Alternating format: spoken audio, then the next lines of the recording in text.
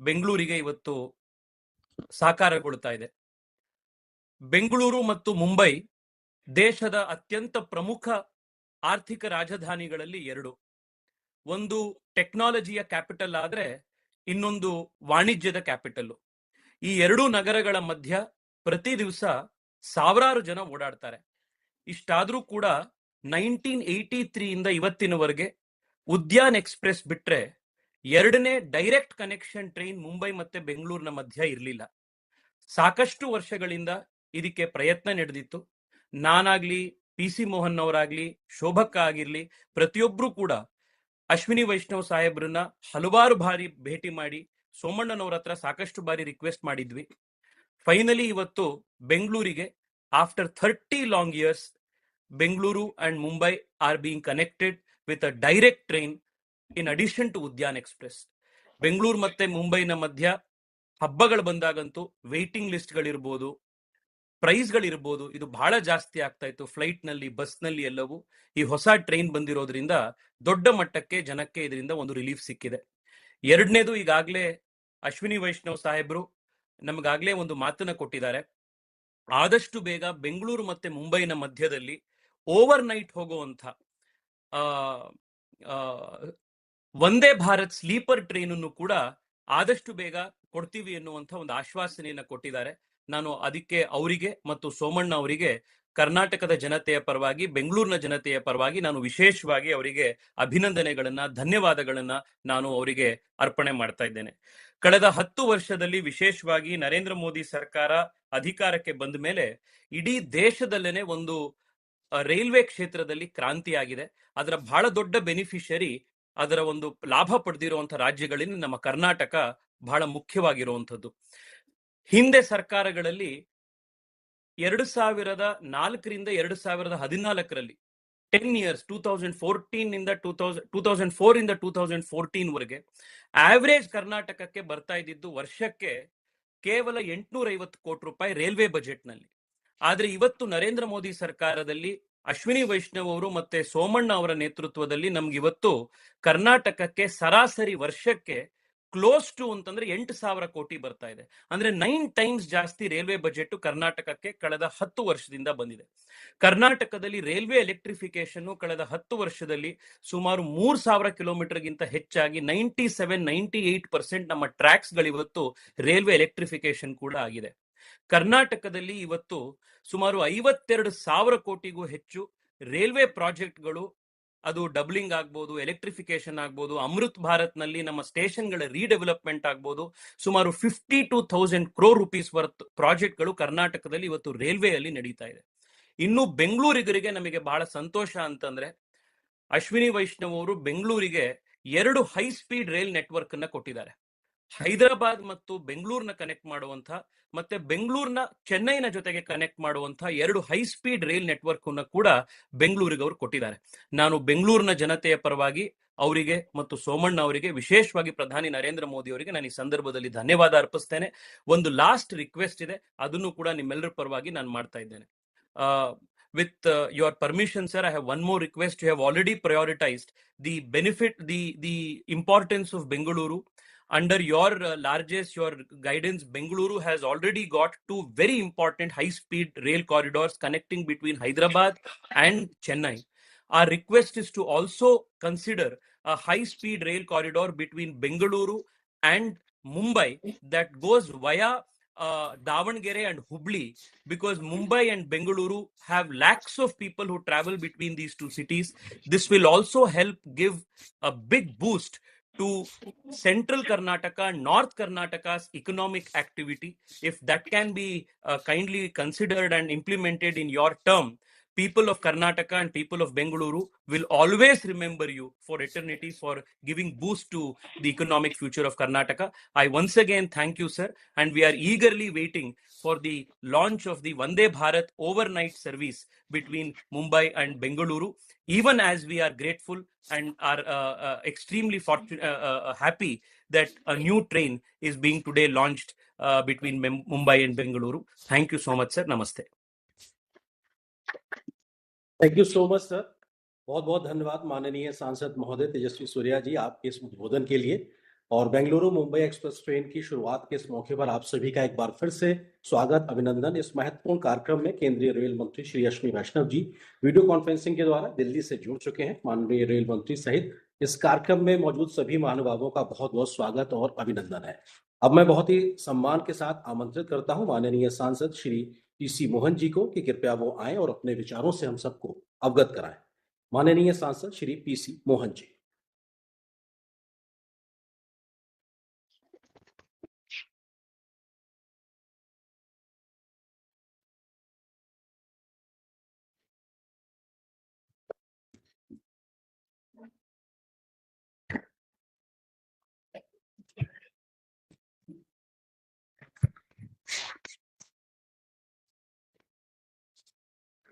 ಎಲ್ಲರಿಗೂ ನಮಸ್ಕಾರ. ಇವತ್ತಿನ ಒಂದು ಅರ್ಥಪೂರ್ಣವಾದ ಕಾರ್ಯಕ್ರಮದಲ್ಲಿ ವೇದಿಕೆ ಮೇಲೆ ಉಪಸ್ಥಿತಿರುವಂತಹ ಹಾಗೂ ವಿಡಿಯೋ ಕಾನ್ಫರೆನ್ಸ್ ನಲ್ಲಿ ದೆಹಲಿಯಲ್ಲಿ ಇರುವಂತಹ ನಮ್ಮ ಅಶ್ವಿನಿ ರೈಲ್ವೆ ಮಂತ್ರಿಗಳಾದ ಅಶ್ವಿನಿ ವೈಷ್ಣವ್ ಅವರೇ, ಇಲ್ಲಿ ವೇದಿಕೆ ಮೇಲೆ ಕುಳಿತಿರುವಂತಹ ರಾಜ್ಯ ರೈಲ್ವೆ ಸಚಿವರಾದ ಆತ್ಮೀಯರಾದಂತಹ ವಿ ಸೋಮಣ್ಣನ್ ಅವರೇ, ರಾಜ್ಯಸಭಾ ಸದಸ್ಯರಾದಂತಹ ಲೆಹರ್ ಸಿಂಗ್ ರವರೇ ಹಾಗೂ ಆಶುತೋಷ್ DRM ರವರೇ, ವೇದಿಕೆ ಮೇಲೆ ಕೂತಿರುವಂತಹ ಎಲ್ಲ ಗಣ್ಯರೇ, ಬಂದಿರ್ತಕ್ಕಂತ ಎಲ್ಲ ನನ್ನ ಆತ್ಮೀಯ ಅಕ್ಕ ತಂಗಿಯರೇ ಮತ್ತು ಅಣ್ಣ ತಂಗಿಯರೇ, ಇವತ್ತು ಬೆಂಗಳೂರಿನ SMBTಯ ಒಂದು ರೈಲ್ವೆ ನಿಲ್ದಾಣದಿಂದ ಇವತ್ತು ಹೊಸದಾಗಿ ಇವತ್ತು ಮುಂಬೈಗೆ ಬೆಂಗಳೂರು ಮತ್ತೆ ಮುಂಬೈ ಎಕ್ಸ್ಪ್ರೆಸ್ ಇವತ್ತು ಚಾಲನೆಗೊಳ್ತಾ ಇದೆ. ಈ ಬೆಂಗಳೂರು ಮತ್ತೆ ಮುಂಬೈ ಬೆಂಗಳೂರು ಬಂದು ಒಂದು ನಮ್ಮ ದೇಶದ ಫೈನಾನ್ಷಿಯಲ್ ಟೆಕ್ನಾಲಜಿ ಕ್ಯಾಪಿಟಲ್, ಅದೇ ರೀತಿ ಮುಂಬೈ ಬಂದು ಫೈನಾನ್ಷಿಯಲ್ ಕ್ಯಾಪಿಟಲ್. ಈ ಒಂದು ಮಧ್ಯ ಬಹಳಷ್ಟು ಜನ ವಿದ್ಯಾರ್ಥಿಗಳಾಗ್ಬೋದು, ಬಿಸ್ನೆಸ್ ಮ್ಯಾನ್ಗಳಾಗ್ಬೋದು, ಎಲ್ಲರೂ ಕೂಡ ಓಡಾಡ್ತಾರೆ. ಯಾವತ್ತೂ ಕೂಡ ಬಸ್ಸಿನ ಜರ್ನಿ ಬಹಳ ತೊಂದರೆ ಆಗ್ತಿತ್ತು. ಇವತ್ತು ಟ್ರೈನ್ಗಳನ್ನು ಬಿಟ್ಟಿರುವಂತದ್ದು ಬಹಳ ಒಂದು ಸಂತೋಷಕರವಾದ ವಿಚಾರ. ಯಾಕೆ ಅಂತ ಹೇಳಿದ್ರೆ ಬೆಂಗಳೂರು ಮತ್ತೆ ಮುಂಬೈನ ಟ್ರಾಫಿಕ್ ಬಹಳ ಹೆಚ್ಚಾಗಿರೋದ್ರಿಂದ ಈಗಾಗಲೇ ಈ ಟ್ರೈನ್ ಇದೆ. ಇದರ ಜೊತೆಗೆ ವಂದೇ ಭಾರತ್ ಸ್ಲೀಪರ್ ಕೂಡ ನಮ್ಮ ಅಶ್ವಿನಿ ವೈಷ್ಣವ್ ಅವರು ಮತ್ತೆ ವಿ ಸೋಮಣ್ಣನ್ ಅವರು ಇನ್ನೇನು ಕೆಲವೇ ದಿನಗಳಲ್ಲಿ ಅದನ್ನೇ ಕೂಡ ಶುರು ಮಾಡೋದ್ರಿಂದ ಬೆಂಗಳೂರಿಗರಿಗೆ ಒಂದು ಸಿಹಿ ಸುದ್ದಿ ಆಗುತ್ತೆ. ತಮಗೆಲ್ಲ ಗೊತ್ತಿರೋ ಹಾಗೆ ಒಂದು ಕಾಲದಲ್ಲಿ UPಯಲ್ಲಿ 2004ರಿಂದ 2014ವರೆಗೂ ಕೂಡ ನಾನು ಕೂಡ ಆ ಸಮಯದಲ್ಲಿ ಒಂದು 5 ವರ್ಷಗಳ ಕಾಲ MP ಆಗಿದ್ದೆ. ಒಂದು ಬಜೆಟ್ ಅಂತ ಹೇಳಿದ್ರೆ ರೈಲ್ವೆ ಬಜೆಟ್ ಅಲ್ಲಿ ಘೋಷಣೆಗಳಾಗ್ತಿತ್ತು. ಆ ಘೋಷಣೆ ಆದಾಗ ನಾವು ಕೂಡ ಏನು ಟೇಬಲ್ ಅನ್ನು ತಟ್ಟಿ ಚಪ್ಪಾಳೆಯನ್ನು ಹೊಡಿತಿದ್ವು. ಅದು ಘೋಷಣೆಯಾಗಿ ಉಳಿತಿತ್ತು. ಕಳೆದ 10 ವರ್ಷಗಳ ಹಿಂದೆ ಏನು ಘೋಷಣೆ UPA ಕಾಲದಲ್ಲಿ ಮಾಡಿದ್ದು ಅದನ್ನೆಲ್ಲವನ್ನು ಕೂಡ ಇವತ್ತು ನಮಗೆ ಜನರಿಗೆ ಆ ಒಂದು ಎಲ್ಲೊಂದು ರಿಯಾಲಿಟಿ ಅಂತ ಮಾಡಿದ್ದು ನರೇಂದ್ರ ಮೋದಿ ಅವರು, ವೈಷ್ಣವ್ ಅವರು ಮತ್ತೆ ವಿ ಸೋಮಣ್ಣನ್ ಅವರು ಅಂತ ಹೇಳಿದ್ರೆ ತಪ್ಪಾಗಲಾರದು. ಯಾಕೆ ಅಂತ ಹೇಳಿದ್ರೆ ಒಂದು ಕಾಲದಲ್ಲಿ ಇವತ್ತು ಘೋಷಣೆ ಅನ್ನೋದಿಲ್ಲ, ಅದನ್ನ ಕೂಡ ಇವತ್ತು ರಿಯಾಲಿಟಿಯಾಗಿ ಕೆಲಸಗಳು ನಡೀತಾ ಇದೆ. ನಾನು ಹಿಂದೆ ಒಂದು 10 ವರ್ಷಗಳ ಕಾಲ ಒಂದು MLA ಆಗಿ ಕೂಡ ಕೆಲಸ ಮಾಡಿದ್ದೀನಿ. ಒಂದು ಕಾಲದಲ್ಲಿ ರೈಲ್ವೆಯಲ್ಲಿ ಕೆಲಸ ಆಗ್ಬೇಕು ಅಂತ ಹೇಳಿದ್ರೆ ಅದು ಬೇರೆ ಯಾವ್ದೇ ಇರ್ಬೇಕಂದ್ರೆ ಬಹಳ ಕಷ್ಟ ಆಗೋದು. ಇವತ್ತು ಆ ತರ ಇಲ್ಲ. ಇವತ್ತು ರೈಲ್ವೆ ಕೆಲಸಗಳು ಓವರ್ವೇಟ್ ಆಗ್ತವೆ. ರಾಜ್ಯ ಸರ್ಕಾರಗಳ ಸ್ಪಂದನೆಯಿಂದ ಕೆಲವು ಪ್ರಾಜೆಕ್ಟ್ಗಳು ಕೂಡ ಇವತ್ತು ನಿಲ್ಲೋದನ್ನ ನಾವು ನೋಡಿರ್ಬಹುದು ಬಂಧುಗಳೇ. ಇವತ್ತು ಇದರ ಜೊತೆಗೆ ನಮಗೆ ಒಂದು ಹೆಚ್ಚಿನ ಒಂದು ಟ್ರೈನ್ಗಳು ಕೂಡ ಬೇಕಾಗುತ್ತೆ. ಇವತ್ತು ಮೊನ್ನೆ ಅಶ್ವಿನಿ ವೈಷ್ಣವ್ ಅವರು, ನಮ್ಮ ರೈಲ್ವೆ ಮಂತ್ರಿ ಅವರು ಮತ್ತೆ ಸೋಮಣ್ಣನ್ ಅವರು ಒಂದು ರಿವ್ಯೂ ಮಾಡಿ, ಏನು ಜನವರಿಯಲ್ಲಿ ನಮ್ಮ ಪ್ರಧಾನ ಮಂತ್ರಿಗಳು ರಿವ್ಯೂ ಮಾಡಿ ಈ ಒಂದು KRIDನ ಕೆಲಸ ಕೂಡ ಬಹಳ ಫಾಸ್ಟ್ ಆಗಿ ಆಗ್ಬೇಕು ಅಂತ ಹೇಳಿದ್ಮೇಲೆ ನಿಜವಾಗ್ಲೂ ಕೂಡ ಇವತ್ತು ಅದು ಹೊಸದಾದ ಒಂದು MD ಆಗಿ ಬಹಳ ಒಳ್ಳೆಯ ಕೆಲಸಗಳು ಕೂಡ ನಡೀತಾ ಇದೆ. ನಾನಿಲ್ಲಿ ಸೋಮಣ್ಣನ್ ಅವರು ಕೂತಿದ್ದಾರೆ. ನಾನು ಅವ್ರಿಗೆ ಹೇಳೋದೇನಂತ ಹೇಳಿದ್ರೆ, ಇವತ್ತು ನಮಗೆ ಬೆಂಗಳೂರಿನಲ್ಲಿ ಒಂದು ಟ್ರಾಫಿಕ್ಕಿನ ಸಮಸ್ಯೆ ಇದೆ.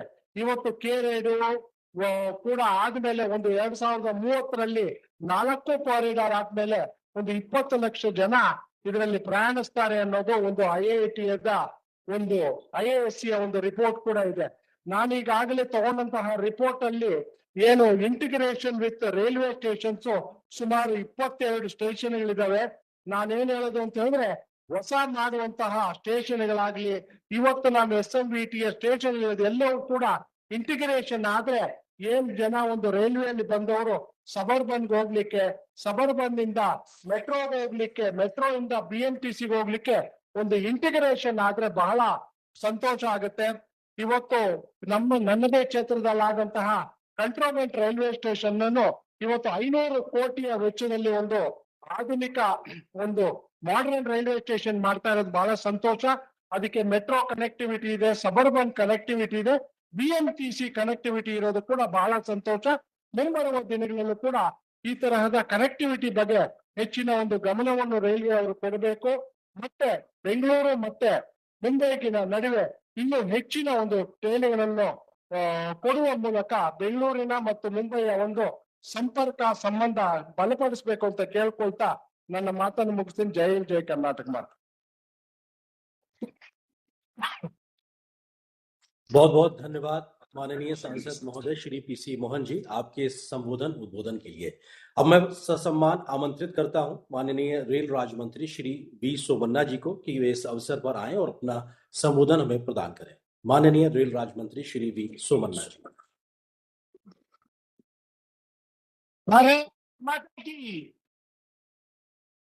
ಬಂಧುಗಳೇ, ಎಲ್ಲರಿಗೂ ನಮಸ್ಕಾರ.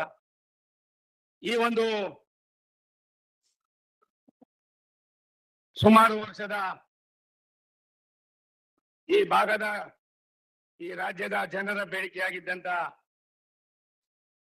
ಕನಸನ್ನ ನೆನಸಾಗಿ ಮಾಡ್ತಕ್ಕಂಥದಕ್ಕೆ ನಮ್ಮೆಲ್ಲರ ರೈಲ್ವೆ ಹಾಗೂ ಹಿರಿಯರಾಗಿರ್ತಕ್ಕ ರೈಲ್ವೆ ಮಂತ್ರಿಗಳಾಗಿರ್ತಕ್ಕಂಥ ಸನ್ಮಾನ್ಯ ಅಶ್ವಿನಿ ವೈಷ್ಣವ್ ಜಿ ಅವರೇ, ಈ ಕಾರ್ಯಕ್ರಮ ಇದು ಆಗ್ಲೇಬೇಕು ಅನ್ನುವ ಒತ್ತಾಯವನ್ನು ತರುವುದು ಮುಖೇನ ಸರ್ಕಾರದ ಗಮನವನ್ನು ತಂದು ಅದರಲ್ಲಿ ಸಫಲತೆಯನ್ನು ಕಂಡಂತ ಲೋಕಸಭಾ ಸದಸ್ಯರು, ಕಿರಿಯ ಸಹೋದರ ತೇಜಸ್ವಿ ಸೂರ್ಯ ಅವರೇ, ನಿಮ್ಮೆಲ್ಲರ ನಾಯಕರು, ನನ್ನ ಆತ್ಮೀಯರು, ಲೋಕಸಭಾ ಸದಸ್ಯರು, ಯಾವುದೇ ಪ್ರಗತಿಪರ ಕಾರ್ಯಕ್ರಮಗಳಿಗೆ ತನ್ನದೇ ಆದಂತಹ ದೃಷ್ಟಿಕೋನವನ್ನ ಉಳ್ಳವರಾಗಿರ್ತಕ್ಕಂಥ ಸನ್ಮಾನ್ಯ PC ಮೋಹನ್ ರವರೇ, ನಮ್ಮ ರೈಲ್ವೆ ಇಲಾಖೆ ಮತ್ತೆ ವಿಧಾನ ಪರಿಷತ್ತಿನ ಸದಸ್ಯರು, ರಾಜ್ಯಸಭಾ ಸದಸ್ಯರು, ಮಿತ್ರರಾಗಿರ್ತಕ್ಕಂಥ ಲೇಯರ್ ಸಿಂಗ್ ಅವರೇ, ನಮ್ಮ ರೈಲ್ವೆ ಇಲಾಖೆಯ ವಿಭಾಗೀಯ ರೈಲ್ವೆ ವ್ಯವಸ್ಥಾಪಕರಾಗಿರ್ತಕ್ಕಂಥ AK ಸಿಂಗ್ ಜಿ ಅವರೇ, ಇನ್ನಿತರ ಎಲ್ಲ ಅಧಿಕಾರಿಗಳೇ, ಮಿತ್ರರಾಗಿರ್ತಕ್ಕಂಥ ಮುನ್ರಾಜು ಅವರೇ, ಗೋವಿಂದರಾಜು ಅವರೇ, ಅಭಿಲಾಷ್ ರೆಡ್ಡಿ ಅವರೇ, ಮಂಜುನಾಥ್ ಅವರೇ, ಶ್ರೀನಿವಾಸ್ ಅವರೇ, ಬಂದಿರ್ತಕ್ಕಂಥ ಎಲ್ಲ ಆತ್ಮೀಯ ಮುಖಂಡರುಗಳೇ, ಈ ಭಾಗದ ಎಲ್ಲ ಹಿರಿಯರೇ, ತಾಯಂದಿರೇ, ಮಾಧ್ಯಮದ ಸನ್ಮಿತ್ರರೇ, ನೈಋತ್ಯ ರೈಲ್ವೆ ವಲಯ ಉತ್ತಮವಾದ ಕೆಲಸವನ್ನು ಮಾಡುವ ಜೊತೆಯಲ್ಲಿ ಇವತ್ತು ಸೌತ್ ಸದರ್ನ್ ವೆಸ್ಟರ್ನ್ ರೈಲ್ವೆಗಳು ವಿಶ್ವೇಶ್ವರಯ್ಯ ಟರ್ಮಿನಲ್ ನಿಂದ ಒಂದು 2 ದಿನಗಳ ವಾರಕ್ಕೆ 2 ದಿನಗಳ ಕಾಲ ಡೈರೆಕ್ಟ್ ಆಗಿ ಮುಂಬೈಗೆ ಮಾಡ್ತಕ್ಕಂಥ ಅದಕ್ಕೆ ನಮ್ಮ ಮಂತ್ರಿಗಳಾಗಿರ್ತಕ್ಕಂಥ ಹಿರಿಯರಾಗಿರ್ತಕ್ಕಂಥ ರೈಲ್ವೆ ಇಲಾಖೆಗೆ ಒಂದು ಹೊಸ ಕಾಯಕಲ್ಪವನ್ನು ಕೊಟ್ಟಂತ ಸನ್ಮಾನ್ಯ ಅಶ್ವಿನಿ ವೈಷ್ಣವ್ ಅವರಿಗೆ ಕರ್ನಾಟಕದ ಜನತೆ ಪರವಾಗಿ ನಾವೆಲ್ಲರೂ ಕೂಡ ಜೋರಾಗಿ ಎದ್ದು ನಿಂತು ಒಂದ್ಸಾರಿ ಚಪ್ಪಾಳೆಯನ್ನ ಹೊಡಿಬೇಕು ಅಂತ ತಮ್ಮಲ್ಲಿ ವಿನಂತಿ ಮಾಡ್ಕೊಳ್ತೀನಿ. ಜೋರಾಗಿ ಎದ್ದು ನಿಂತು ಚಪ್ಪಾಳೆ ಹೊಡಿಬೇಕು. ಅಶ್ವಿನಿ ವೈಷ್ಣವ್ ಅವರ ಕಾರ್ಯದಕ್ಷತೆಗೆ ಇದೊಂದು ಕೈಗನ್ನಡಿ ಅನ್ನೋದನ್ನ ಈ ಸಂದರ್ಭದಲ್ಲಿ ಹೇಳಿ ನಾನು ಹೆಚ್ಚಿಗೆ ಮಾತನಾಡಕ್ ಹೋಗೋದಿಲ್ಲ. ಒಂದೆರಡು ವಿಚಾರಗಳನ್ನ ಮಾತ್ರ ತಿಳಿಸೋದಕ್ಕೆ ಇಚ್ಛೆ ಪಡ್ತೀನಿ. ಈಗಾಗಲೇ ಸಹೋದರ ತೇಜಸ್ವಿ ಸೂರ್ಯ ಹೇಳಿದಾಗೆ ಈ ರೈಲು ಡೈರೆಕ್ಟ್ ಆಗಿ ಬೆಂಗಳೂರನ್ನ ಬಿಟ್ಟು ಬೆಂಗಳೂರಿನ ತುಮಕೂರಿನ ಚಿಕ್ಕಜಾಜೂರು, ದಾವಣಗೆರೆ, ಹುಬ್ಬಳ್ಳಿ, ಧಾರವಾಡ, ಬೆಳಗಾವಿ, ಬೀರಜ್ಜು, ಕನ್ನಡ ಹೀಗೆ ಸುಮಾರು 7-8 ಕಡೆ ನಿಲ್ಲಿಸಿ ಇದು ತಲುಪ್ತಕ್ಕಂಥ ಡೈರೆಕ್ಟ್ ರೈಲು ಉದ್ಯಾನ ಎಕ್ಸ್ಪ್ರೆಸ್ ಅನ್ನು ಬಿಟ್ರೆ ಇದು 2ನೇದಾಗಿದೆ. ಇದಕ್ಕೆ ನಮ್ಮೆಲ್ಲರಿಗೂ ಕೂಡ ದೇಶದ ವ್ಯವಸ್ಥೆಯನ್ನ ಅಭಿವೃದ್ಧಿಯತ್ತ ಕೊಂಡೊಯ್ತಕ್ಕಂಥದಕ್ಕೆ ನಮ್ಮೆಲ್ಲರ ನೆಚ್ಚಿನ ನಾಯಕರು, ರಾಷ್ಟ್ರದ ಪ್ರಧಾನಮಂತ್ರಿಗಳಾದ ಸನ್ಮಾನ್ಯ ನರೇಂದ್ರ ಮೋದಿ ಅವರ ಕಾರ್ಯದಕ್ಷತೆಗೆ ನಾವೆಲ್ಲರೂ ಕೂಡ ಅಭಿನಂದನೆಯನ್ನ ಸಲ್ಲಿಸೋಣ ಅನ್ನೋ ಮಾತನ್ನ ಈ ಸಂದರ್ಭದಲ್ಲಿ ಹೇಳಿ, ಇವತ್ತು ಈ ಸೇವೆ ತುಂಬಾ ವಿಶೇಷವಾದ ಒಂದು ಸೇವೆ. ಇದು ಕೋವಿಡ್ ಸಂದರ್ಭದಲ್ಲೂ ಕೂಡ ಕೆಲವು ರೈಲುಗಳನ್ನ ನಿಂತಿತ್ತು. ಅದನ್ನು ಕೂಡ ಸನ್ಮಾನ್ಯ ರೈಲ್ವೆ ಮಂತ್ರಿಗಳು 37 ರೈಲುಗಳನ್ನ ಕನ್ಫರ್ಮ್ ಮಾಡಿ ಅವನ್ನು ಕೂಡ ಸೇವೆಗೆ ಬಿಡುಗಡೆ ಮಾಡಿದ್ದಾರೆ. ಅದಕ್ಕೋಸ್ಕರವಾಗಿ ನಾವು ಅವ್ರಿಗೂ ಕೂಡ ಮತ್ತೊಮ್ಮೆ ಅಭಿನಂದನೆಯನ್ನ ಸಲ್ಲಿಸ್ತಾ ಇದ್ದೀನಿ. 2-3 ವಿಚಾರಗಳನ್ನ ನಾನು ನಮ್ಮ ಗಮನಕ್ಕೆ ತರೋದಕ್ಕೆ ಇಷ್ಟಪಡ್ತೀನಿ ಬಂಧುಗಳೇ. ರೈಲ್ವೆ ಬಜೆಟ್ ಸಾಮಾನ್ಯ ಬಜೆಟ್ಗೆ ಹೋಲಿಕೆ ಮಾಡಿ ಅದನ್ನ ಅದ್ರ ಜೊತೆಗೆ ಸೇರ್ಪಡೆ ಮಾಡಿ ಸುಮಾರು 2,93,000 ಕೋಟಿ ರೂಪಾಯಿಗಳನ್ನು ಕೊಡುವುದರ ಮುಖೇನ ರಾಷ್ಟ್ರದ ಪ್ರಧಾನಮಂತ್ರಿಗಳು ರೈಲ್ವೆಯನ್ನ ಪ್ರಗತಿಯ ಸಂಕೇತ ಅನ್ನೋದನ್ನ ತೋರಿಸೋದ್ರ ಮುಖೇನ ಒಳ್ಳೆಯ ಕೆಲಸವನ್ನು ಮಾಡಿದ್ದಾರೆ. ಸುಮಾರು ಕರ್ನಾಟಕದಲ್ಲಿ 3,840 ಕಿಲೋಮೀಟರ್ ಉದ್ದದ ರೈಲ್ವೆ ಯೋಜನೆಗಳು ಈಗಾಗಲೇ ಪ್ರಗತಿಯಲ್ಲಿದೆ. ಅದಲ್ಲದೆ 2014ರಿಂದ ಇಲ್ಲಿವರೆಗೂ ಸುಮಾರು 3,742 ಕಿಲೋಮೀಟರ್ ದೂರ ವಿದ್ಯುತ್ಕರಣ ಆಗಿದೆ. 97% ಮುಗಿದಿದೆ ವಿದ್ಯುತ್ತೀಕರಣ. ಇನ್ನು ಕೇವಲ 3% ಆದ್ರೆ 100ಕ್ಕೆ 100 ವಿದ್ಯುತ್ಕರಣ ಮಾಡಿದಂತ ಕೀರ್ತಿ ರಾಷ್ಟ್ರದ ಪ್ರಧಾನಮಂತ್ರಿ ನರೇಂದ್ರ ಮೋದಿ ಅವರ ಸರ್ಕಾರಕ್ಕೆ ಕರ್ನಾಟಕದವರು ಕೂಡ ಭಾಗಿಯಾಗ್ತೀವಿ ಅನ್ನೋ ಮಾತನ್ನ ಈ ಸಂದರ್ಭದಲ್ಲಿ ಹೇಳ್ತಾ ಇದ್ದೀನಿ. ರಾಜ್ಯದಲ್ಲಿ 14 ವರ್ಷದ ನೀಚೆಗೆ ನಮ್ಮಲ್ಲಿ ಇದ್ದಂತ ROB ಬೇಲ್ ಸೇತುವೆ, ಕೆಲ್ ಸೇತುವೆಗಳು ಕೇವಲ 140-150 ಆಗಿತ್ತು.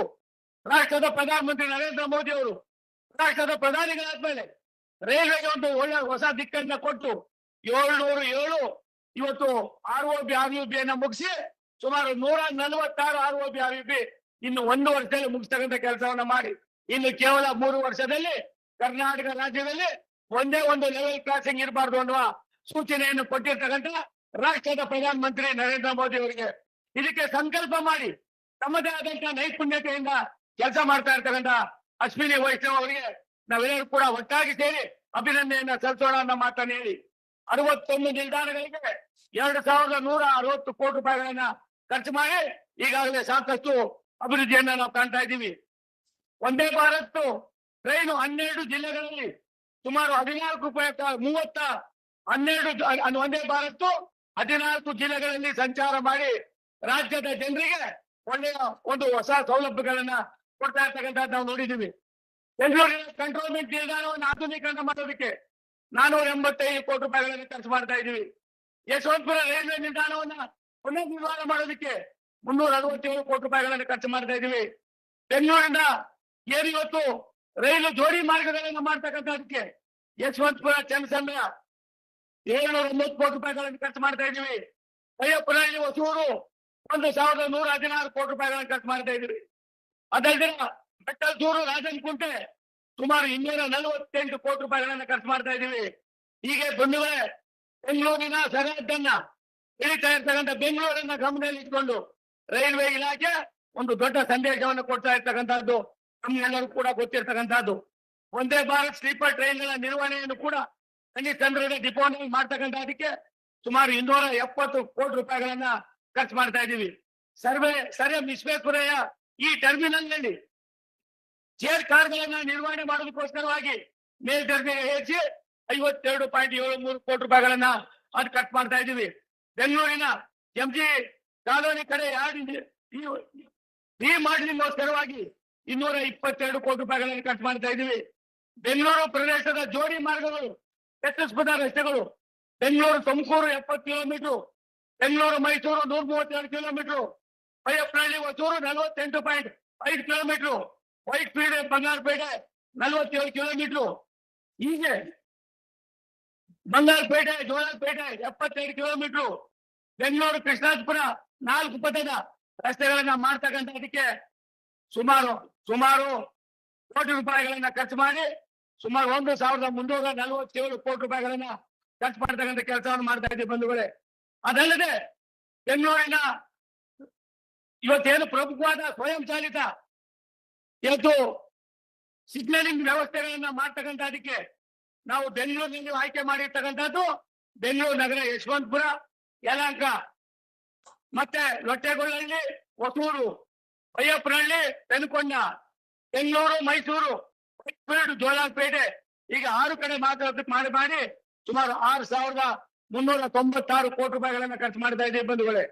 ಬೆಂಗಳೂರಿಗೆ ಒಂದು ಹೊಸ ಹಬ್ಬನ್ನ ಕೊಡ್ತಕ್ಕಂಥದಕ್ಕೆ ಈಗಾಗಲೇ ರಾಷ್ಟ್ರದ ಪ್ರಧಾನಮಂತ್ರಿಗಳ ಅನೇಕ ಯೋಜನೆಗಳ ಜೊತೆಯಲ್ಲಿ ಬೆಂಗಳೂರಿನ ಸರಹದ್ದಿನಲ್ಲಿ ಸುಮಾರು 100 ಕಿಲೋಮೀಟರ್ ದೂರದಲ್ಲಿ ಬೆಂಗಳೂರಿಗೆ ಹೊಂದಿಕೊಂಡಾಗೆ ಸಿಂಗ್ ಅವರೇ, ಪವನ್ ಸಾಹೇಬ್ರೆ, ಬೆಂಗಳೂರಿಗೆ ಹೊಂದಿಕೊಂಡಾಗೆ ಒಂದು ಐತಿಹಾಸಿಕ ತೀರ್ಮಾನವನ್ನು ಮಾಡಿ ರಾಷ್ಟ್ರದ ನಮ್ಮ ಮಂತ್ರಿಗಳಾದ ಅಶ್ವಿನಿ ವೈಷ್ಣವ್ ಅವರ ಜೊತೆಯಲ್ಲಿ ಚರ್ಚೆ ಮಾಡಿ 100 ಕಿಲೋಮೀಟರ್ ದೂರದಲ್ಲಿ ಎಷ್ಟು LC ಗೇಟ್ಗಳಿವೆ, ಒಂದು LC ಗೇಟ್ ನಿಂದ ಆಗ್ತಕ್ಕಂಥ ತೊಂದರೆ ಏನು ಅನ್ನೋದನ್ನ ಮನವರಿಕೆ ಮಾಡಿದ್ಮೇಲೆ ನಾವು ಇವತ್ತು ಎಲ್ಲವನ್ನು ಕೂಡ ಕೈಗೆತ್ತಿಕೊಂಡಿದ್ದೇವೆ.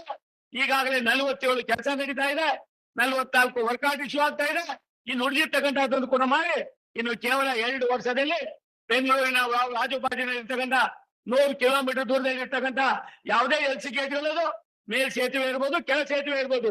ಆ ಮೇಲ್ ಸೇತುವೆ, ಕೆಳ ಸೇತುವೆ ಜೊತೆಯಲ್ಲಿ ಸುಮಾರು ವರ್ಷಗಳಿಂದ ಇದ್ದಂತ ನೆನೆಗುದಿಗೆ ಇದ್ದಂತ ROBಗಳಲ್ಲಿ ಎಲ್ಲೆಲ್ಲಿ ಕೆಳ ಸೇತುವೆಗಳಿದ್ದು ಮಳೆ ಬಂದಾಗ ಜನರಿಗೆ ಆಗ್ತಕ್ಕಂಥ ಅನಾನುಕೂಲವನ್ನು ಅರ್ಥ ಮಾಡಿಕೊಂಡು ಫೀಸಿಬಿಲಿಟಿಯನ್ನು ಚೆಕ್ ಮಾಡಿ ಎಲ್ಲವನ್ನು ಕೂಡ ಸ್ವಚ್ಛ ಮಾಡಿ ಎಂತ ಮಳೆ ಬಂದ್ರು ಕೂಡ ರೈಲ್ವೆಗಳಲ್ಲಿ RUBನಲ್ಲಿ ತೊಂದರೆ ಆಗಬಾರ್ದು ಅನ್ನೋ ಸೂಚನೆಯನ್ನು ಕೊಡೋದ್ರ ಮುಖೇನ ನಮ್ಮ ಅಧಿಕಾರಿಗಳು ಕಾರ್ಯಪ್ರವೃತ್ತರಾಗಿದ್ದಾರೆ. ಮತ್ತೊಂದು, ರಾತ್ರಿ ಹೊತ್ತು ವೇಳೆಯಲ್ಲಿ ಓಡಾಡುವ ಹೆಣ್ಣು ಮಕ್ಕಳಿಗೆ RUBನಲ್ಲಿ ಹೋದಾಗ ತೊಂದರೆ ಆಗ್ತದೆ ಅಂತ ಅರ್ಥ ಮಾಡಿಕೊಂಡು ಲೈಟಿನ ವ್ಯವಸ್ಥೆ ಇರಲಿಲ್ಲ. ತಕ್ಷಣವೇ ಅದನ್ನ ಸ್ವಂದಿಸಿ ಇಡೀ ರಾಜ್ಯದಲ್ಲಿ ಇರ್ತಕ್ಕಂಥ ಎಲ್ಲಾ ಕಡೆಯಲ್ಲೂ ಕೂಡ ಲೈಟಿನ ವ್ಯವಸ್ಥೆಗಳನ್ನ ಮಾಡಿದ್ದೀವಿ. ನಾನು ತಮ್ಮಲ್ಲಿ ಮನವಿ ಮಾಡೋದಿಷ್ಟೇನೆ, ಅನೇಕ ವಿಚಾರಗಳನ್ನ ನಾವು ಕೈಗೆತ್ತಿಕೊಂಡಿದ್ದೇವೆ. ವಿಚಾರಗಳ ಜೊತೆಯಲ್ಲಿ ಇವತ್ತೇನು ಈಗಾಗಲೇ ನಾವು ಕೆಲವು ಯೋಜನೆಗಳನ್ನ ಮಾಡುವುದರ ಮುಖೇನ ಈ ಒಂದು ಹೊಸ ಚಾಲನೆಯನ್ನ ಕೊಟ್ಟಿದ್ದೇವೆ. ಈ ಚಾಲನೆಯ ಜೊತೆಯಲ್ಲಿ ನಾವು ಮಾಡಿರ್ತಕ್ಕಂಥ ಒಳ್ಳೆ ಕೆಲಸಗಳು ರಾಜ್ಯದ ಉದ್ದಗಲಕ್ಕೂ ಏನು 52,000 ಕೋಟಿ ರೂಪಾಯಿಗಳ ಕೆಲಸಗಳು ನಡೀತಾ ಇರೋದ್ರ ಜೊತೆಯಲ್ಲಿ ಸುಮಾರು ರಾಯದುರ್ಗ, ತುಮಕೂರು, ದಾವಣಗೆರೆ ಅನೇಕ ಯೋಜನೆಗಳಾಗಿ ಪುಸ್ತಕದಲ್ಲಿ ಇದ್ವಿ. ಆ ಎಲ್ಲಾ ಯೋಜನೆಗಳನ್ನು ಕೈಗೆತ್ತಿಕೊಂಡು ಸುಮಾರು 52,000 ಕೋಟಿ ರೂಪಾಯಿಗಳನ್ನ ರಾಷ್ಟ್ರದ ನಮ್ಮ ಮಂತ್ರಿಗಳಾದ ಅಶ್ವಿನಿ ವೈಷ್ಣವ್ ಅವರು, ರಾಷ್ಟ್ರದ ನಮ್ಮ ಪ್ರಧಾನಮಂತ್ರಿಗಳ ಸೂಚನೆಯ ಮೇರೆಗೆ ಕರ್ನಾಟಕವು ಕೂಡ ಅಭಿವೃದ್ಧಿಯ ಸಂಕೇತ, ಕರ್ನಾಟಕವು ಕೂಡ ದೇಶದ ಅಭಿವೃದ್ಧಿಯಲ್ಲಿ ಕರ್ನಾಟಕವು ಒಂದು ಅನ್ನೋದನ್ನ ತೋರಿಸುವ ಕೆಲಸವನ್ನ ಮಾಡ್ತಾ ಇದ್ದೀವಿ. ಬಂಧುಗಳೇ, ನಮ್ಮಲ್ಲಿ ಮನವಿ ಮಾಡೋದಿಷ್ಟೇನೆ, ಇವತ್ತು ಈ ವಿಶ್ವೇಶ್ವರಯ್ಯ ಟರ್ಮಿನಲ್ ಇದಾಗಿರ್ತಕ್ಕಂಥ ಎಲ್ಲಾ ಖರ್ಚುಗಳನ್ನು ಕೂಡ ಭಾರತ ಸರ್ಕಾರ ಖರ್ಚು ಮಾಡ್ತಾ ಇದೆ. ನಾವು ಏನೇನು ಯೋಜನೆಗಳನ್ನ ಮಾಡ್ತಾ ಇದ್ದೀವಿ, ಈ ಎಲ್ಲಾ ಯೋಜನೆಗಳ ಖರ್ಚನ್ನ ಭಾರತ ಸರ್ಕಾರದಿಂದ ಮಾಡ್ತಾ ಇದ್ದೀವಿ. ರಾಜ್ಯ ಸರ್ಕಾರಕ್ಕೆ ನಾವು ಯಾವುದೇ ಹೊರೆಯನ್ನ ಕೊಟ್ಟಿಲ್ಲ. ರಾಜ್ಯ ಸರ್ಕಾರದ ಅಧಿಕಾರಿಗಳಿಗೆ, ರಾಜ್ಯ ಸರ್ಕಾರಕ್ಕೆ ನಾವು ಮನವಿ ಮಾಡೋದಿಷ್ಟೇನೆ, ಎಲ್ಲೆಲ್ಲಿ ಹಗಲಿಸಿದೆ ನಮ್ಮ ಅಧಿಕಾರಿಗಳು ಬರ್ತಾರೆ ಅಂತ ಬಂದಂತ ಅಧಿಕಾರಿಗಳಿಗೆ ತಮ್ಮ ಸಹಕಾರ ಅವಶ್ಯಕತೆ ಇದೆ. ಎಷ್ಟು ವರ್ಷಗಳಿಂದ ನೆನೆಗುದಿಗೆ ಬಿದ್ದಂತ ಅನೇಕ ಯೋಜನೆ ಆಗಿತ್ತು. ಆ ಎಲ್ಲಾ ಯೋಜನೆಗಳನ್ನು ಕೂಡ ಇವತ್ತು ಮುಗಿಸುವ ಹಂತಕ್ಕೆ ಬಂದಿದ್ದೇವೆ ಅನ್ನೋ ಮಾತನ್ನು ಹೇಳಿ ಇವತ್ತೇನು ನಾನು ಮತ್ತೆ PC ಮೋಹನ್ ಅವರು ನಿನ್ನೆ ರಾಷ್ಟ್ರದ ಪ್ರಧಾನಿಗಳ ಸೂಚನೆ ಮೇರೆಗೆ ನಮ್ಮ ಏನು ಎಸ್ಕಾಟ್ ಅನ್ನ ಬಿಡೋದ್ರ ಜೊತೆಯಲ್ಲಿ ನಮ್ಮ ಸಿಬ್ಬಂದಿಯನ್ನು ಕಟ್ ಮಾಡಿ ನಾನು ಮತ್ತೆ ಮೋಹನ್ ಅವರು ಇವತ್ತು ಇಬ್ರು ಕೂಡ ಒಂದೇ ಇದರೊಳಗೆ ಮೆಟ್ರೋನಲ್ಲಿ ಬಂದ್ವಿ. ಬಂದಾದ್ಮೇಲೆ ಸುಮಾರು 10 ವರ್ಷ ಮೇಲಾಗಿತ್ತು ನಾನು ಸ್ಕೂಟರ್ ಓಡಿಸಿ. ಇವತ್ತು ಮೋಹನ್ ಅವರು ಸ್ಕೂಟರ್ ಓಡಿಸ್ಕೊಂಡು ನನ್ನನ್ನು ಕೂರಿಸ್ಕೊಂಡು ಬಂದಿದ್ದಾರೆ. ನಾನು ಒಂದು ಮಾತನ್ನೇ ಹೇಳ್ತೀನಿ, ದೇಶದ ನಾಯಕ ಹೇಗಿರ್ಬೇಕು ಅಂದ್ರೆ, ದೇಶದ ವ್ಯವಸ್ಥೆಯನ್ನ ಯಾವ ರೀತಿ ಬದಲಾವಣೆ ಮಾಡ್ಬೇಕು ಅಂದ್ರೆ, ಈ ದೇಶಕ್ಕೆ ಸನ್ಮಾನ್ಯ ನರೇಂದ್ರ ಮೋದಿ ಅವರ ಕೊಡುಗೆ, ಈ ದೇಶದ ಅಭಿವೃದ್ಧಿಯಲ್ಲಿ ಅವ್ರು ಕೈಗೊಂಡಂತ ಕಾರ್ಯಕ್ರಮಗಳು ವಿಶ್ವದಲ್ಲಿ ಮೆಚ್ಚಾ ಇರ್ತಕ್ಕಂಥ ಸಂದರ್ಭದಲ್ಲಿ ಬಂಧುಗಳೇ ತಮ್ಮಲ್ಲಿ ವಿನಂತಿ ಮಾಡ್ತೀನಿ, ರೈಲ್ವೆ ಇಲಾಖೆ ಕೇವಲ ಇನ್ನು ಕೆಲವೇ ವರ್ಷಗಳಲ್ಲಿ ವಿಶ್ವದ ಭೂಪಟದಲ್ಲಿ ಮೊದಲನೇ ಸ್ಥಾನಕ್ಕೆ ಬರ್ತಕ್ಕಂಥದಕ್ಕೆ ರಾಷ್ಟ್ರದ ಪ್ರಧಾನಮಂತ್ರಿಗಳ ದೂರದೃಷ್ಟಿಯ ಚಿಂತನೆ, ನಮ್ಮ ಮಂತ್ರಿಗಳಾದ ಅಶ್ವಿನಿ ವೈಷ್ಣವ್ ಅವರ ಸಂಕಲ್ಪ ಎಲ್ಲ ಒಂದ್ ಕಡೆ ನಮ್ಗೆ ಒಂದು ದೊಡ್ಡ ಸಂದೇಶವನ್ನು ಕೊಡ್ತಾ ಇದೆ ಅನ್ನೋ ಮಾತನ್ನು ಹೇಳಿ ತುಂಬಾ ಸಂತೋಷದಿಂದ ಇವತ್ತು ನಾವು ಇದನ್ನ ಉದ್ಘಾಟನೆ ಮಾಡ್ತಾ ಇದ್ದೀವಿ. ಏನು ಇವತ್ತು 2 ದಿನಗಳ ವಾರದಲ್ಲಿ 2 ದಿನ ಇದೆ. ಮುಂದಿನ ದಿನಗಳಲ್ಲಿ ರಾಷ್ಟ್ರದ ನಮ್ಮ ಮಂತ್ರಿಗಳಾದ ಅಶ್ವಿನಿ ವೈಷ್ಣವ್ ಅವರ ವಿನಂತಿ ಮಾಡಿ ತದನಂತರ ಅದನ್ನ ದಿನವೂ ಕೂಡ ಮಾಡ್ತಕ್ಕಂಥದ್ದು ಅವಶ್ಯಕತೆ ಇದ್ರೆ ಅದನ್ನು ಕೂಡ ಮನವರಿಕೆ ಮಾಡಿ ಅದರಲ್ಲೂ ಕೂಡ ನಾವು ಸಫಲತೆಯನ್ನ ಕಾಣ್ತೀವಿ ಅನ್ನೋ ಮಾತನ್ನು ಹೇಳಿ ಇದಕ್ಕೆ ಕಾರಣೀಭೂತರಾದಂತ ಎಲ್ಲ ನನ್ನ ಸಹೋದರರಿಗೆ ಒಂದು ಈ ಕಾರ್ಯಕ್ರಮವನ್ನ ವಿಡಿಯೋ ಕಾನ್ಫರೆನ್ಸ್ ಮುಖೇನ ದೆಹಲಿಯಲ್ಲಿ ಕೂತ್ಕೊಂಡು ದೆಹಲಿಯಲ್ಲಿ ಎಲ್ಲಾ ವ್ಯವಸ್ಥೆಯನ್ನು ಮಾಡಿ ಇವತ್ತು ಇದಕ್ಕೆ ಕಾರಣರಾಗಿರ್ತಕ್ಕಂಥ ಕರ್ನಾಟಕದ ಜನತೆಯ ಬಗ್ಗೆ, ಕರ್ನಾಟಕದ ಜನರ ಬಗ್ಗೆ ಅವ್ರಿಗಿರ್ತಕ್ಕಂಥ ಗೌರವ ಮತ್ತು ನಂಬಿಕೆಯನ್ನ ನಾವು ಕೂಡ ಉಳಿಸ್ಕೊಂಡು ಕೆಲಸವನ್ನ ಮಾಡ್ತೀವಿ ಅನ್ನೋ ಮಾತನ್ನ ಹೇಳಿ ಮತ್ತೊಮ್ಮೆ ನಮ್ಮ ರಾಷ್ಟ್ರದ ಪ್ರಧಾನಮಂತ್ರಿಗಳಿಗೆ, ನಮ್ಮ ರಾಷ್ಟ್ರದ ರೈಲ್ವೆ ಮಂತ್ರಿಗಳಿಗೆ, ಇದಕ್ಕೆ ಕಾರಣೀಭೂತರಾದಂತ ಇಬ್ಬರು ಶಾಸಕ ಲೋಕಸಭಾ ಸದಸ್ಯರಿಗೆ ಹಾಗೂ ನಾನು ವೈಯಕ್ತಿಕವಾಗಿ ಬಂದಿರ್ತಕ್ಕಂಥ ತಮ್ಮೆಲ್ಲರಿಗೂ ಕೂಡ ಭಾರತ ಸರ್ಕಾರದ ಪರವಾಗಿ, ರೈಲ್ವೆ ಇಲಾಖೆ ಪರವಾಗಿ, ನಮ್ಮ ಅಧಿಕಾರಿಗಳ ಪರವಾಗಿ ಧನ್ಯವಾದಗಳನ್ನ ಸಮರ್ಪಣೆ ಮಾಡಿ, ಇದೊಂದು ಅತ್ಯುತ್ತಮವಾದ ಐತಿಹಾಸಿಕವಾದ ಈ ಕಾರ್ಯಕ್ರಮ. ಈ ಕಾರ್ಯಕ್ರಮದಿಂದ ಸಾಮಾನ್ಯರಿಗೆ ಆಗ್ತಕ್ಕಂಥ ಅನುಕೂಲವನ್ನ ಮನಗಂಡು ನಾವು ಕೂಡ ಕಾರ್ಯೋನ್ಮುಖರಾಗೋಣ ಅನ್ನುವ ಮಾತನ್ನು ಹೇಳಿ ಮತ್ತೊಮ್ಮೆ ತಮ್ಮೆಲ್ಲರಿಗೂ ವಂಚಿಸಿ ನನ್ನ ಮಾತು ಮುಗಿಸ್ತೀನಿ. बहुत बहुत धन्यवाद माननीय रेल राज्य मंत्री श्री वी सोमन्ना जी, आपके इस संबोधन के लिए। अब मैं बहुत ही सम्मान और आदर के साथ आमंत्रित करता हूं माननीय केंद्रीय रेल मंत्री श्री अश्विनी वैष्णव जी को कि वो इस अवसर पर अपने उद्बोधन से हम सभी को लाभान्वित करें। नमस्कार हेगिದ್ದೀರಾ साथियों, आज के इस बहुत ही शुभ अवसर पर हमारे साथ बेंगलुरु में उपस्थित वरिष्ठ मंत्री श्री वी सोमन्ना जी, सांसद श्री पीसी मोहन जी, बेंगलुरु के साउथ के सांसद जिन्होंने बेंगलुरु से मुंबई की ट्रेन के लिए बहुत प्रयास किया, ऐसे सांसद श्री तेजस्वी सूर्या जी, राज्यसभा के सांसद श्री लहर सिंह सिरोया जी, उपस्थित रेलवे के जनरल मैनेजर डीआरएम साहब और सभी साथी मीडिया के बंधु, और साथ में जो हुबली में आज इस ट्रेन के साथ जुड़ेंगे ऐसे हमारे वरिष्ठ मंत्री श्री प्रहलाद जोशी जी, आप सभी को मेरा नमस्कार, हार्दिक अभिनंदन and a big congratulations to all of you for getting this train a direct connectivity between Bangalore and Mumbai, as Tejasvi ji said, after many decades this direct connectivity is happening. When this request for direct connectivity between Bangalore and Mumbai came, we looked at both the alternatives. One route passes through entire Karnataka. If you look at the entire route, one route passes through Karnataka, goes all the way to North Karnataka, Hubli Dharwad, and then goes to Maharashtra and goes to Mumbai. There is another route which basically goes via Wadi Guntakal, Solapur, Pune, and then on to Mumbai. Now, when we are looking at connectivity of Bangalore and Mumbai, we cannot just look at the traditional Wadi Guntakal route, because the aspirations of people of entire state would require that there should be a route, there should be a train via entire Karnataka, all the way to North Karnataka, Hubli Dharwad, and then on the way to Mumbai. So instead of one train, we decided to have two trains. And this shows the commitment of our Honorable Prime Minister Shri Narendra Modi ji towards development of railway throughout the country, and especially providing the facilities to Karnataka. This train, which is starting today, will cover Bangalore, Davangere, Hubli, Dharwad, and Belgavi in Karnataka, and then it will go onwards to Maharashtra, where it will be Miraj, Sangli, Karad, Satara, Lonan, Pune, Lonavala, Karjat, and to Mumbai. So that is the route it will take. The second train, which we will start sometime in July or August, that will be Vande Bharat sleeper. That will go via the traditional, that will be an overnight train. So it will start in the evening and reach Mumbai in the early morning next day. Same thing from Mumbai, it will start in the evening and reach Bangalore early morning next day.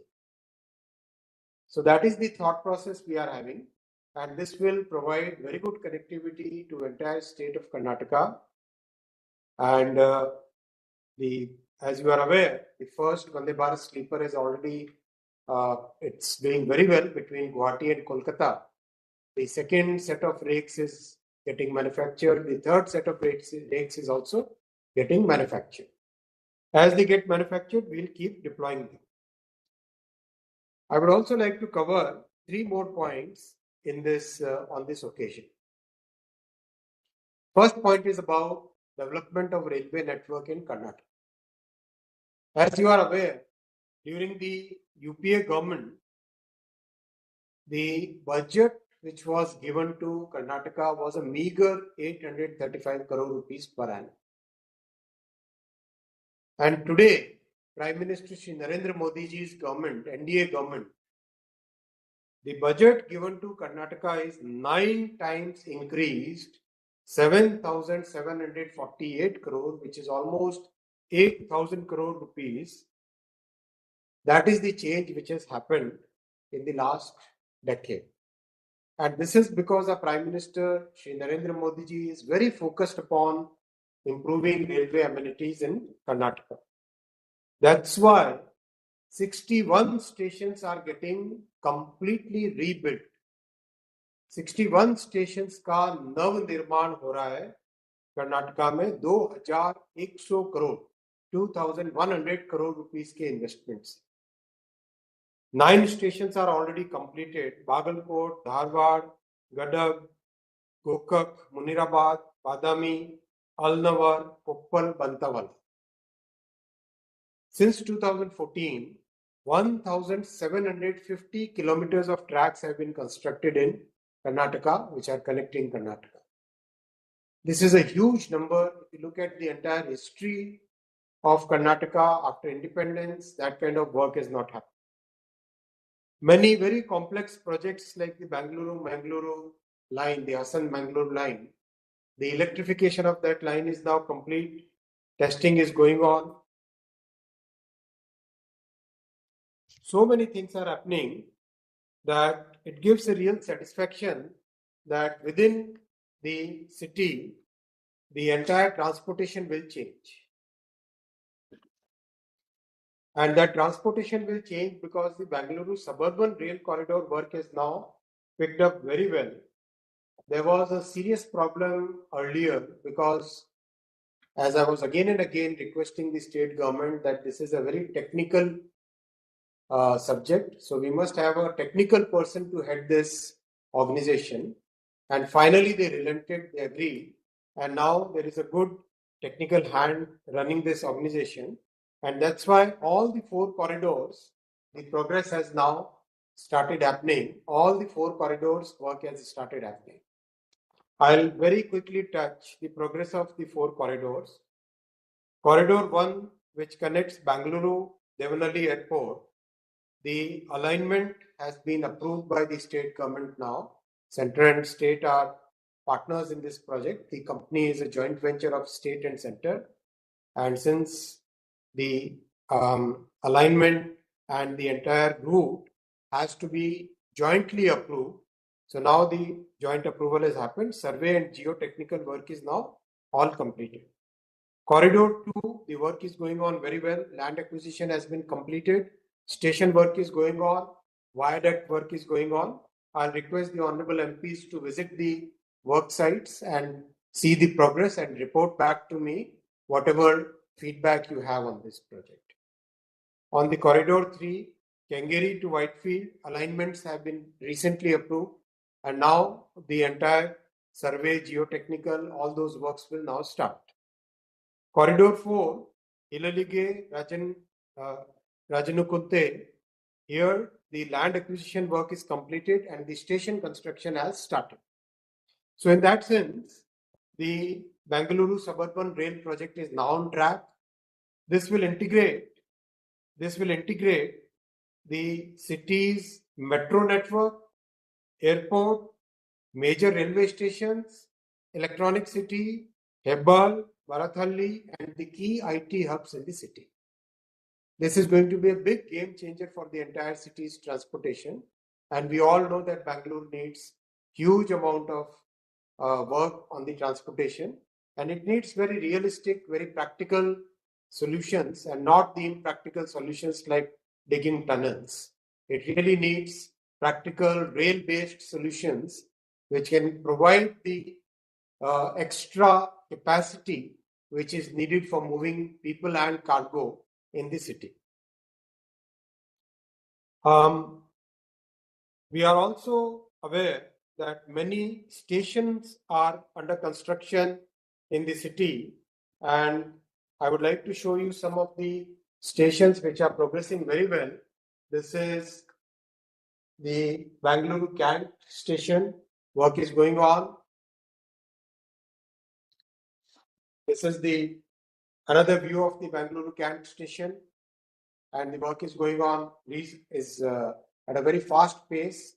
I think Bangalore is one of those big metro cities where many stations are simultaneously under construction. Bangalore Cant at night, this is how it will look. It's a modern station building. Then Yeshwantpur, again, the IT hub deserves a station which is very modern. It combines the culture as well as modernity. This is Yeshwantpur once again. This is Whitefield, the IT hub. Again, construction in the modern and combining the old and the modern together. This is again Whitefield. This is Kengeri station.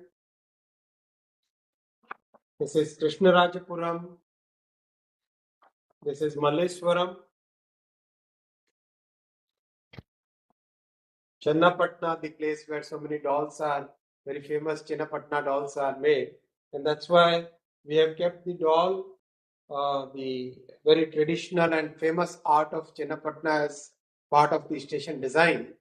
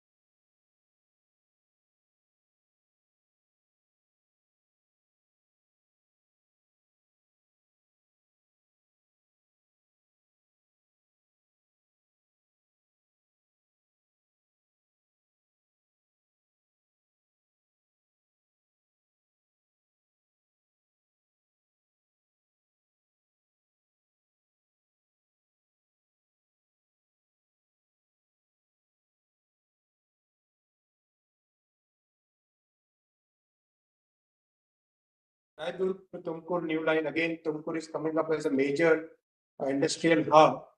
So this connectivity is very important, 207 kilometers. Shivamoga, Rainabannur new line connecting the central districts of Karnataka. Torangallu, Janjitpura, Dublin, again connecting the industrial hubs, 23 kilometers. With all these projects coming up and the new projects which have been recently approved by Honorable Prime Minister, the Ballari Chikjaju Dublin, 185 kilometers at the estimated investment of 3,300 crores. Ballari Hospete third and fourth line, 65 kilometers at an estimated investment of 2,300 crore. Wadi Sikandrabad third and fourth line, 173 kilometers at an estimated investment of 5,000 crore. And Wadi Gundkal third and fourth line, 230 kilometers, estimated investment of 4,758 crore.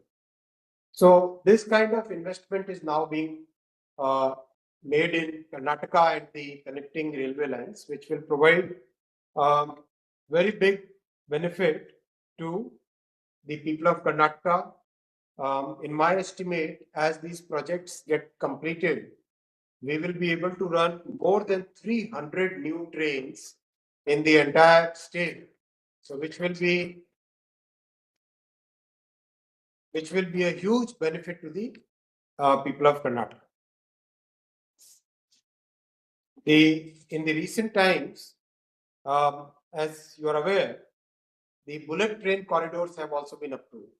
In the last budget, and Bangalore is a big beneficiary. The state of Karnataka is a big beneficiary because two train corridors will be connecting Karnataka.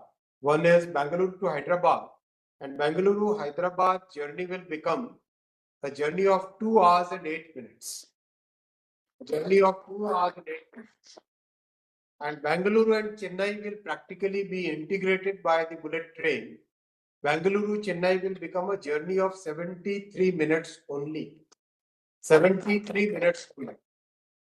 And as Honorable Minister Shri Somanath ji has requested, Shri PC Mohan ji has requested, Shri Tejasvi Surya ji has requested, Shri Lahar Singh ji has requested, as we go forward in our journey of Viksit Bharat, we will be constructing about 7,000 kilometers of bullet train. So far, the bullet train corridors which have been announced and work going on and approved are 4,000 kilometers. So there is a scope for many more cities, and the metropolitan cities like Mumbai and Bangalore will be connected in future by bullet train as the vision of our Prime Minister Shri Narendra Modi ji rolls out in the field and execution moves at a fast pace. So that will also be a reality. That dream will also be fulfilled in the coming years. Friends, I would also like to share with you that Karnataka has 12 pairs of Vande Bharat trains, one of the highest in the entire country. 12 pairs of Vande Bharat trains, and they are very well received, highly popular in the state. And I can read out the names. There are two services between Bangalore and Chennai. Then Bangalore and Coimbatore are connected. Then Bangalore Hubli Dharwad are connected by Vande Bharat. Bangalore Belgavi is connected by Vande Bharat. Then Bangalore Mangalore route is now getting tested for Vande Bharat. Very soon we will start Bangalore Mangalore Vande Bharat also, and then connected all the way, cover the entire coastal Karnataka and move all the way up to Madgaon. So basically Madgaon, Mangalore, Bangalore. That will be the connectivity by Vande Bharat in the coming months. Already testing is going on. There is some support required from the state government for electrification, and they are working on the two traction substations which have to be connected with the transmission lines. And also the slope area requires the ghat section requires a modification in the Vande Bharat. It has to have a very special ERB, basically a very special braking system for the ghat system to keep it safe. That modification is also going on. I recently visited Bangalore, and that time I had inspected the entire work which is going on. So that also will become a reality very soon. Then we have Hubli Pune Vande Bharat connectivity. We have Mangalore Madgaon connectivity covering the entire coastal Karnataka. We have Mangalore Cochin connectivity, which is Mangalore towards Kerala. We have Bangalore Hyderabad connectivity by Vande Bharat. We have Bangalore Kalaburgi connectivity by Vande Bharat. We have Bangalore Ernakulam connectivity by Vande Bharat. Bangalore Madurai connectivity by Vande Bharat. So almost, one of the highest Vande Bharat services are there in Karnataka. So with this and with the new projects which are coming up, I sincerely thank Honorable Prime Minister Shri Narendra Modi ji, and I sincerely thank all the people of Karnataka, and I congratulate all of you for this great work, this new connectivity between Mumbai and Bangalore, which is starting today, and we'll have one more connectivity starting very soon in coming months. So with this, one of the major promises made to Karnataka will be fulfilled. Thank you very much. Bharat Mata Ki Jai. Bharat Mata Ki Jai. Bharat Mata Ki Jai. बहुत बहुत धन्यवाद माननीय rail मंत्री जी आपके इस ऊर्जावान संबोधन के लिए। अब मैं बहुत ही विनम्रता के साथ माननीय रेल मंत्री श्री अश्विनी वैष्णव जी, माननीय रेल राज्य मंत्री श्री वी सोमन्ना जी एवं उपस्थित सभी सम्मानित जनप्रतिनिधिगण से विनम्र निवेदन करता हूं, कृपया हरी झंडी दिखाकर बेंगलुरु मुंबई एक्सप्रेस ट्रेन को रवाना करने की कृपा करें। आज का ये बेहद खास मौका जब बेंगलुरु मुंबई एक्सप्रेस ट्रेन दोनों ही राज्यों के लिए संपर्क का एक बड़ा माध्यम बनेगी, आम लोगों के लिए सहज सुलभ यात्रा का कारण बनेगी। और तमाम राज्यों के अगर स्टेशंस की बात की जाए तो ये तमाम जगहों पर रुकती हुई तमाम क्षेत्र के नागरिकों के लिए सुलभ यात्रा का मौका प्रदान करेगी। बेंगलुरु मुंबई एक्सप्रेस ट्रेन को हरी झंडी दिखाकर अब से कुछ ही पलों में रवाना किया जाएगा और ये ट्रेन कर्नाटक और महाराष्ट्र के दोनों ही राज्यों के आम लोगों के लिए जोरदार तालियों से एक बार स्वागत करें सभी लोग, क्योंकि ये बेहद खास मौका है जब बेंगलुरु मुंबई एक्सप्रेस ट्रेन रवाना होगी और यहाँ से ये सफर एक नए सफर की शुरुआत होने जा रही है। ये एक्सप्रेस ट्रेन की शुरुआत दोनों ही राज्य कर्नाटक और महाराष्ट्र के लिए बेहतर रेल संपर्क की शुरुआत होगा। ये ट्रेन बेंगलुरु से चलकर देवानगिरी, हुबली, धारवाड़, बेलगावी जो कि कर्नाटक में स्टेशन है वहां के बाद महाराष्ट्र के मिराज, सांगली, कराड़, सतारा, सोलन, पुणे, लोनावाला, कर्जत, कल्याण, ठाणे होती हुई मुंबई पहुंचेगी। जोरदार तालियों से एक बार इस नए सफर की शुरुआत के लिए आप सभी से विनम्र निवेदन, क्योंकि कर्नाटक से चलकर महाराष्ट्र तक का ये सफर तमाम देशवासियों के लिए एक नई शुरुआत, एक नई सौगात। प्रधानमंत्री नरेंद्र मोदी जी के नेतृत्व में रेल मंत्री श्री अश्विनी वैष्णव जी के कुशल मार्गदर्शन में ये एक नई शुरुआत, मुंबई बेंगलुरु एक्सप्रेस ट्रेन की ये शुरुआत। और ये ट्रेन अब यहाँ से रवाना होगी और तमाम स्टेशन से होते हुए सुलभ यात्रा का परिचायक बनेगी।